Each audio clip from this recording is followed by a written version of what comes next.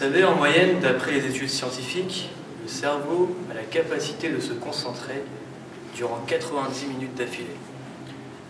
Ensuite, une pause de 15 minutes est nécessaire. Très modestement, sur ces 90 minutes, je vais vous demander de m'accorder 10 petites minutes. Machallah. Comment être heureux? C'est une question bien vaste que je vous pose là, n'est-ce pas? Je suis sûr que chacune des personnes présentes ici ce soir ont une réponse différente à m'apporter. Avoir une belle maison, avoir un super travail, avoir une très jolie femme, c'est ça le bonheur. Voilà la réponse dans laquelle nous conditionne la société occidentale.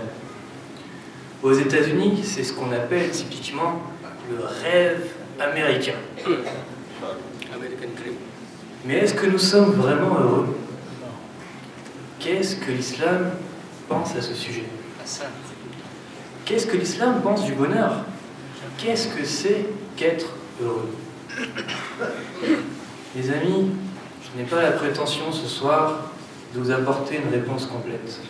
Je n'ai malheureusement pas suffisamment de temps pour ça. Mais ne soyez pas déçus, parce que j'ai quand même une petite pièce du puzzle pour vous. Dieu a créé l'homme d'une façon très complète.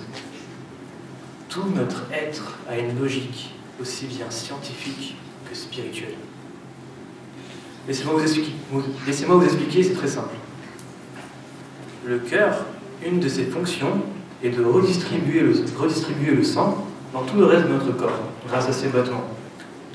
Dans la spiritualité, le cœur nous permet aussi de connecter, de ressentir, d'intensifier notre connexion avec Dieu. Dieu nous a donné tout un panel d'outils à utiliser pour tendre vers le bonheur. Ces outils sont nombreux. Je ne vais pas pouvoir parler de tout aujourd'hui. Du coup, je ne vais m'intéresser qu'à un seul d'entre eux. Nos pensées. En quel sens est-ce que nos pensées ont une influence sur notre degré de bonheur? Pour répondre à cette question, je me suis d'abord intéressé aux études scientifiques menées dans le monde occidental. Il y a un scientifique du nom de Matt Killingsworth. Bon, c'est un nom un peu compliqué à prononcer, du coup on va juste l'appeler Matt. Ce monsieur a réalisé une étude sur les pensées des gens. Il a vraiment pris une large représentation de gens, c'est-à-dire que plus de 600 000 personnes, issues de 80 pays différents dans le monde, ont participé à son étude. Ça va de gens allant de 16 ans jusqu'à même plus de 80 ans parfois. Bref, son étude est basée sur des données qui représentent plutôt bien la population mondiale. Qu'est-ce que Matt a découvert? Avant de répondre à cette question, je vais d'abord la laisser un peu sur le côté. J'aimerais vous parler rapidement d'une chose. J'imagine que certaines personnes présentes ici ce soir, qui sont en train de m'écouter, ou bien même d'autres qui font juste semblant, mais en fait pas, je ne vise absolument personne. D'ailleurs, je devrais dire que j'ai un public absolument formidable ce soir, et je pense même que vous méritez tous un salut. Allahumma salli ala Muhammad wa ali Muhammad. Donc j'imagine que certaines personnes ici, pendant qu'ils m'écoutent, sont en train de penser à autre chose.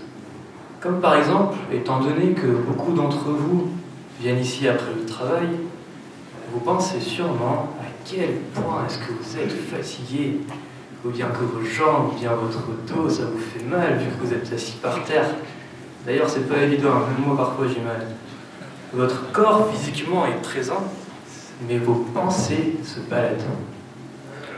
Nous passons beaucoup plus de temps à vivre dans le passé et le futur, et on oublie de vivre le présent.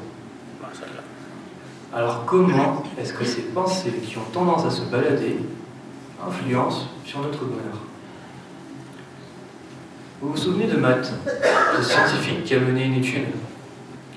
Alors ce qu'il a découvert, c'est que les gens ont tendance à être beaucoup moins dans cet esprit de bonheur lorsqu'ils pensent à autre chose alors qu'ils sont en train de faire une action quotidienne. Il a également découvert que les gens qui sont le plus heureux, qui expérimentent le plus souvent le bonheur dans leur vie quotidienne, ce sont les gens qui pensent beau lorsqu'ils font les choses. Comment se fait-il que les gens qui laissent leurs pensées prendre le dessus lorsqu'ils effectuent une tâche banale ressentent moins le bonheur? Pourtant, on peut utiliser nos pensées pour s'évader, penser à ce qui nous fait plaisir, penser à un souvenir heureux. Ça nous rend heureux, n'est-ce pas? C'est logique. En fait, non. L'homme, lorsqu'il laisse ses pensées s'évader, a tendance à penser à des choses négatives. Prenez l'exemple. Qu'est-ce que je vous ai dit tout à l'heure? Il y a certains d'entre vous, pendant qu'ils m'écoutent, sont en train de penser. Ah, mais je suis fatigué, j'ai mal au dos. Il y en a d'autres qui pensent à leurs soucis, les problèmes personnels. Bref, vous voyez, les premières choses qui viennent tout de suite dans l'esprit, ce sont des choses négatives. C'est une tendance naturelle chez l'homme.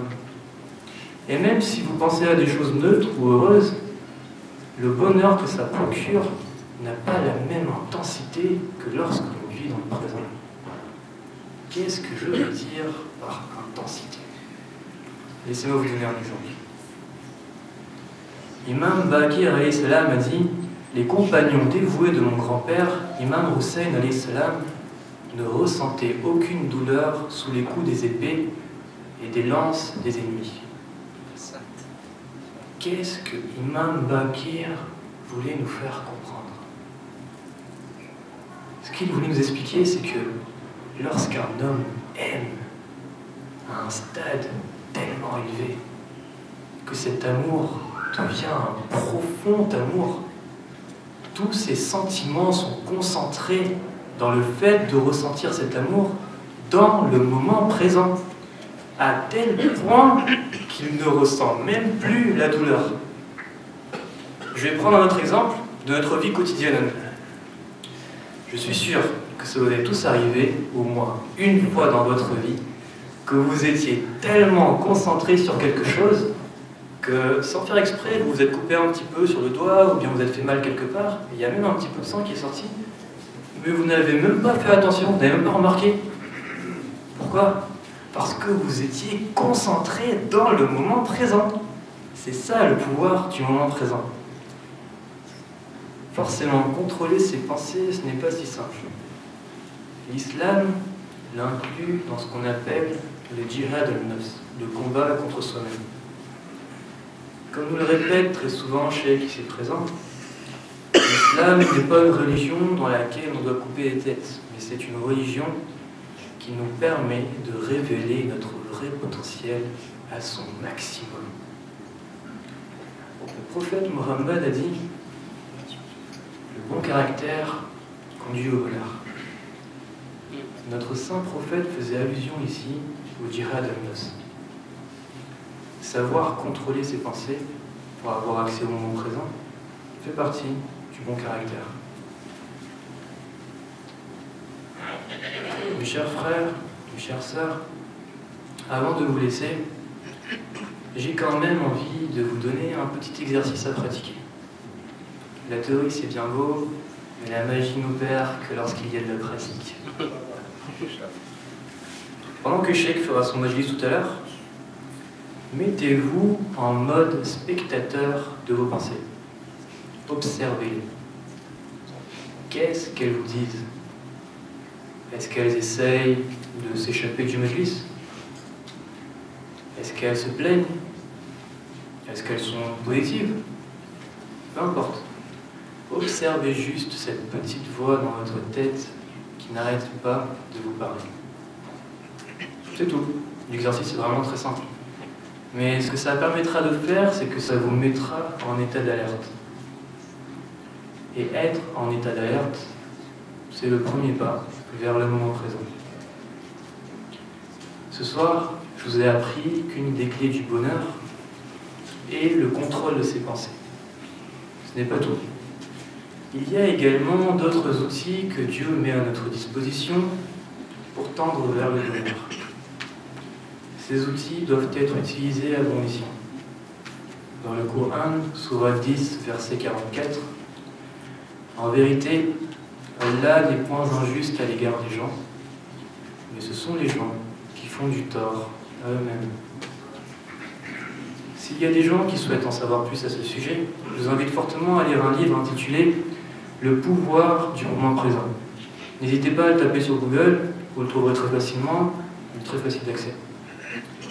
Mes chers frères, mes chères sœurs, soyez heureux de la plus juste des façons. Salam. Allahumma